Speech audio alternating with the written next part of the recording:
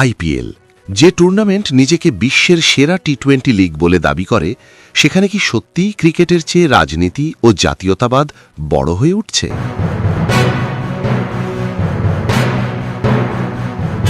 বাংলাদেশের অন্যতম সেরা পেসার মুস্তাফিজুর রহমানকে আইপিএল দল থেকে কার্যত বাদ দেওয়া সেই প্রশ্নই নতুন করে সামনে এনেছে। মুস্তাফিজুর রহমান আন্তর্জাতিক ক্রিকেটে প্রমাণিত একজন ম্যাচ উইনার। আইপিএলে এর আগেও তিনি সফলভাবে খেলেছেন। ডেথ ওভারে তার কাটার, ভ্যারিয়েশন এবং চাপ সামলানোর ক্ষমতা বারবার প্রশংসিত হয়েছে। তথ্য অনুযায়ী মুস্তাফিজ ফিট ছিলেন, কোনো শৃঙ্খলাভঙ্গির অভিযোগ ছিল না, আন্তর্জাতিক সূচির সাথেও বড় কোনো সংঘাত ছিল না। তবুও তাকে দলে রাখা হয়নি, এমনকি সুযোগ দেওয়ার প্রয়োজনও বোধ করা হয়নি। এখানেই প্রশ্ন ওঠে, কেন? যুক্তি ও বিশ্লেষণ।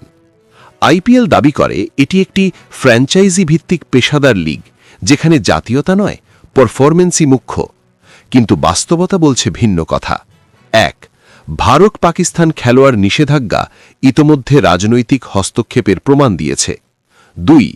বাংলাদেশি খেলোয়াড়দের ক্ষেত্রেও বারবার অবহেলা ও উপেক্ষা দেখা যায়, অথচ একই মানের বা কম পারফরম্যান্সের কিছু বিদেশি খেলোয়াড় নিয়মিত সুযোগ পাচ্ছেন।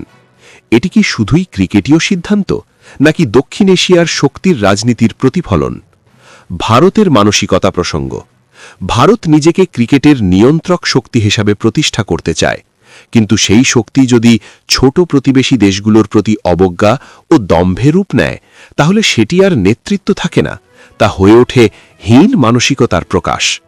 মুস্তাফিজকে বাদ দেওয়া কেবল একজন খেলোয়াড়কে উপেক্ষা করা নয়, এটি বাংলাদেশ ক্রিকেটের প্রতি অবমূল্যায়ন।